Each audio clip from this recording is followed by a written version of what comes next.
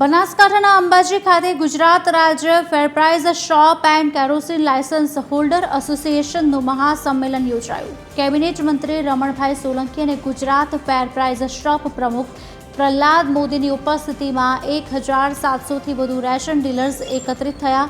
સંમેલનમાં રેશન ડીલર્સે કમિશનમાં વધારો કરવા અને માસિક 10 લીટર જેટલી કેરોસીન આપવા ઉગ્ર માંગ કરી।